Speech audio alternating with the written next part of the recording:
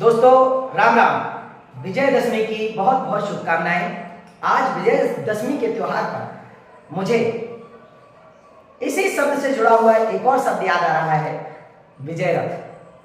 मैं जब कक्षा 10वीं में था तब हमारी हिंदी की पाठ्य पुस्तक में एक पाठ था जिसका नाम था विजय रथ। यह विजय रथ हमारे जीवन में मूल मंत्र का काम करता है। मैंने इसकी चौपाइयों को बार बार पढ़ा था, कंठस्थ किया था और अपने जीवन में उनको उतारने का बार बार प्रयास करता हूँ। विजय रथ में दिए गए मूल मंत्र के द्वारा हर कोई अपने जीवन को सफल बना सकता है, अपने आप को सफल बना सकता है। जिस तरह से भगवान श्री कृष्ण ने अर्जुन को युद्ध के मैदान में अर्जुन को गीता उपदेश दिया था, जिसके कारण वो अपने कर्म पथ पर आगे बढ़ सके। ठीक उसी प्रकार से विभीषण को भी युद्ध के क्षेत्र में भगवान श्री राम ने उपदेश दिया था। वही उपदेश विभीषण गीता भी कहलाता है और हमारी पाठ्य पुस्तक में विजय रथ के नाम से दिया गया था। इस विजय रथ को आज मैं आपके सामने रखना चाह रहा हूँ, क्योंकि मुझे अपने जीवन में ये बहुत महत्वपूर्ण लगता है। इसकी एक एक चौपाई मुझे बहुत महत्वपूर्ण लगती है। उसको जीवन में उतारने का प्रयास हम सबको करना चाहिए। देखते हैं विभीषण गीता भगवान श्री राम का विजय रथ। हुआ यूं था कि युद्ध के मैदान में विभीषण रावण की विशाल सेना को देखकर अचंभित हो रहा था और सोच रहा था। रावण की विशाल सेना को देखकर अचंभित नहीं हो रहा था, मतलब इतना है कि एक तरफ रावण की सेना खड़ी हुई थी और दूसरी तरफ भगवान श्री राम की सेना, वानर सेना खड़ी हुई थी, जिसमें बहुत अंतर देख रहा था विभीषण ने देखा एक तरफ तो रावण की सशस्त्र बड़ी भारी सेना खड़ी हुई है और दूसरी ओर भगवान श्री राम की छोटी सी वानर सेना है। दूसरा अंतर वह देखता है कि भगवान श्री राम के पास ना कोई रथ है, ना कोई रथ को खींचने वाले घोड़े, और दूसरी तरफ रावण के पास एक विशाल रथ सुसज्जित है, जिसमें तमाम आयुध, युद्ध के उपकरण रखे हुए हैं, लगे हुए हैं, सुसज्जित है। यह सब देखकर विभीषण कुछ देर के लिए विचलित हो जाते हैं, क्योंकि राम से उनकी प्रीति अधिक है। रावण की अपेक्षा उनका प्रेम राम पर अधिक है और कहीं ना कहीं उनके मन में एक भाव आता है कि ऐसे कैसे हमें विजय प्राप्त होगी। इस बात को संकोच पूर्वक विभीषण भगवान राम के सामने प्रस्तुत करते हैं और राम उसका उत्तर बहुत सार्थक रूप से देते हैं, जो हमारे जीवन में हमें काम आने वाला है। देखते हैं इसकी एक एक चौपाई दोहे का हम क्रम से अध्ययन करेंगे। पहला दोहा। दुहु दिस जय जयकार करी, निज निज जोरी जानी, भिरे वीर रामहि उत रावण ही बखान। दोनों ओर सेनाएं सुसज्जित हैं, भीड़ लगी हुई है। दुहु दिस, दोनों दिशाओं में जय जयकार करी जा रही है। निज निज जोरी जानी, अपने अपने जनों को जोड़कर जय जयकार हो रही है। एक तरफ रावण की जयकार हो रही है, एक तरफ भगवान राम की जयकार हो रही है। भिरे वीर इत रामहि, एक तरफ राम के वीर इकट्ठे हो गए हैं और उत रावण ही बखान, उधर रावण का बखान चल रहा है। और तभी विभीषण देखते हैं रावण रथी बिरथ रघुवीरा, देख विभीषण भयउ अधीरा। रावण को रथ पर देखकर और राम को बिना रथ का देखकर विभीषण अधीर हो जाते हैं। अधिक प्रीति मन भासन देहा, बंदी चरण कहे सहित सनीहा। ज्यादा प्रीत होने के कारण मन में संदेह पैदा होता है और वो चरण वंदना करके भगवान प्रभु राम के चरणों को स्पर्श करके प्रणाम करके उनसे अपनी मन की व्यथा कहते हैं।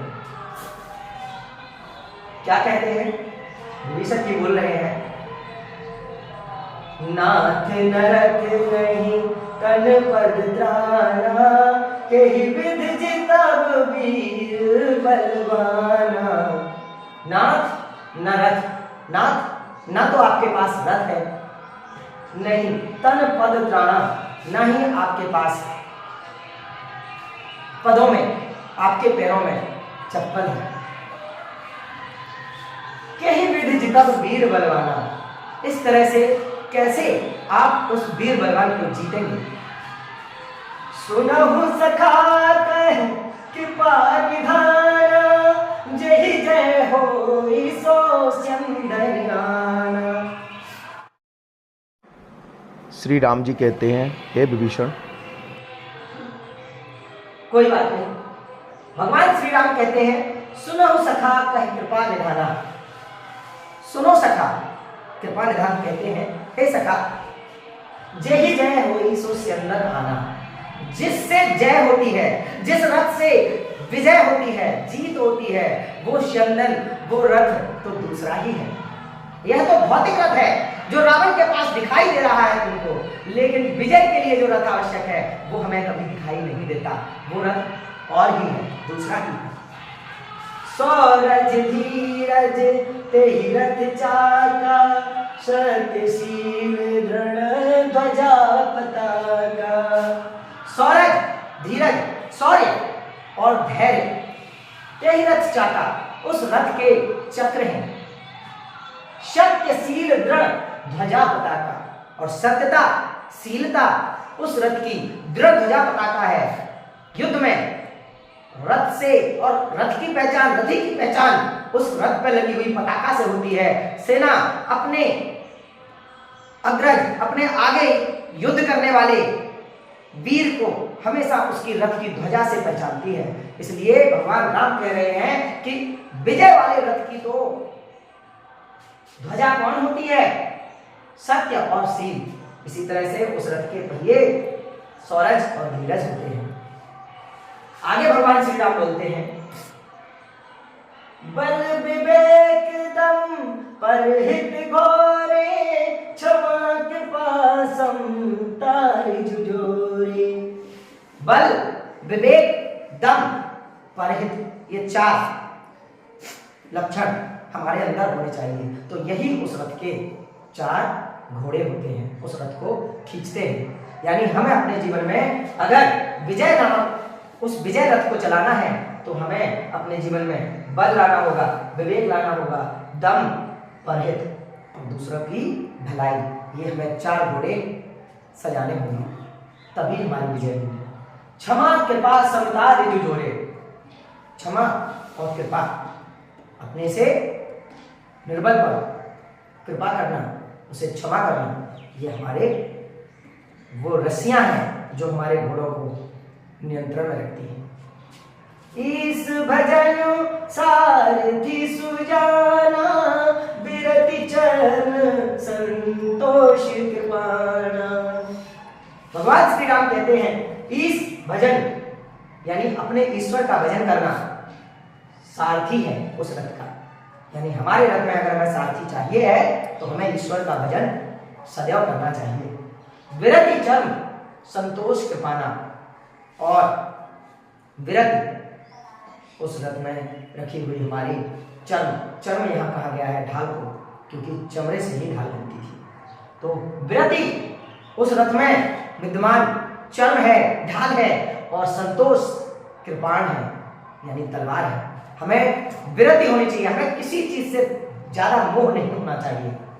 यदि ये मोह हमने त्याग दिया तो हमारे पास वो चर्म आ गई है। और इसी तरह से संतोष कि जितना है उतने में ही हमें संतोष होना चाहिए, तो वो हमारी कृपाण यानी हमारी तलवार का काम करती है। आगे भगवान श्री राम कहते हैं अगली चौपाई में, दान परसु बुद्धि शक्ति प्रचंडा, बर विज्ञान कठिन को दंडा। दान परसु यानी हमें दान करना चाहिए। वो दान जीवन में अगर हम दान करते हैं तो वो हमारा परशु यानी फरसे की तरह हथियार का काम करता है, हमारा एक अस्त्र होता है। बुद्धि शक्ति होती है, यानी हमें बुद्धि कभी गंवानी नहीं चाहिए, हमेशा बुद्धि का प्रयोग करना चाहिए। ये हमारी शक्ति, प्रचंड शक्ति होती है जिसके आगे और कोई शक्ति नहीं टिकती। वर विज्ञान कठिन कोदंडा। वर विज्ञान ये हमारे कठिन कोदंडा है, यानी धनुष है। यदि हम किसी तथ्य को तौलकर उसका सही उचित विश्लेषण करके कोई काम करते हैं तो ये हमारे लिए कोदंड धनुष के समान काम करते हैं।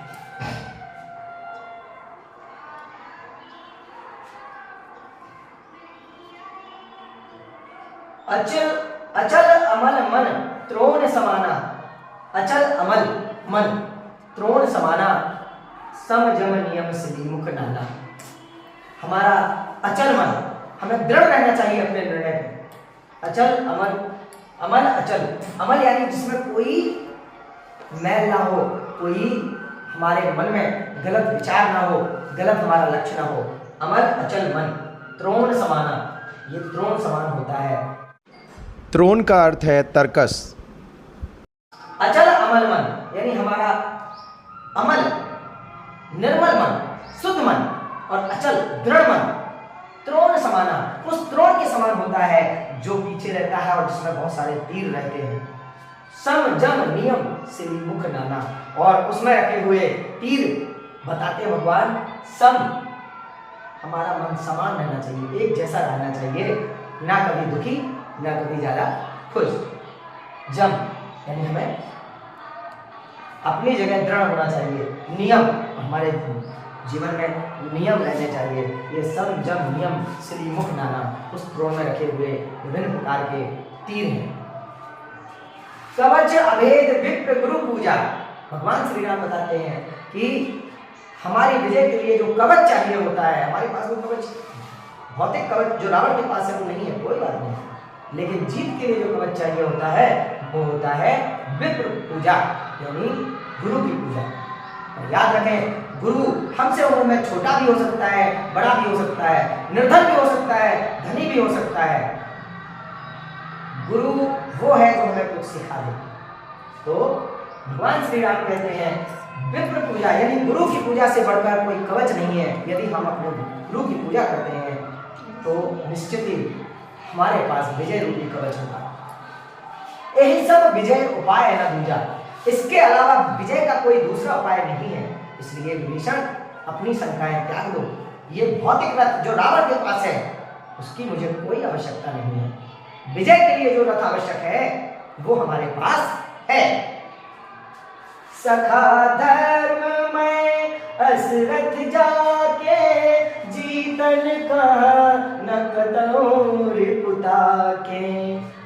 भगवान श्री राम कहते हैं सखा धर्ममय ऐसा रथ जिसके पास है, ऐसा धर्ममय रथ जिसके पास है, जीतन कह नकदों रिपुता के, उसे कौन जीतेगा? कोई उसका शत्रु नहीं होगा, कोई उसका शत्रु से किसी भी हालत में जीत नहीं सकता। इस तरह से विजय रथ का भगवान श्री राम वर्णन करते हैं। और अंत में महा अजय संसार रिपु जीत सके सो वीर, जाके असरथ हो इंद्रण सुनहु सखा मत धीर। भगवान श्री राम कहते हैं महा अजय संसार रिपु, भले ही महा अजय संसार में हमारा शत्रु ऐसा व्यक्ति हो जो अजय हो, जिसको कोई जीत नहीं सकता हो, फिर भी ऐसा शत्रु भी उस पर विजय नहीं पा सकता जिसके पास ऐसा रथ हो। जाके असरथ हो दृढ़, इतना दृढ़ ऐसा रथ जिसके पास हो उसको कोई वीर संसार का जीत नहीं सकता। इस तरह से भगवान श्री राम ने विजय रथ का वर्णन करके भगवान श्री राम ने विभीषण को उपदेश दिया। तब जाके विभीषण का संशय दूर हुआ और फिर युद्ध प्रारंभ हुआ। बहुत बहुत धन्यवाद।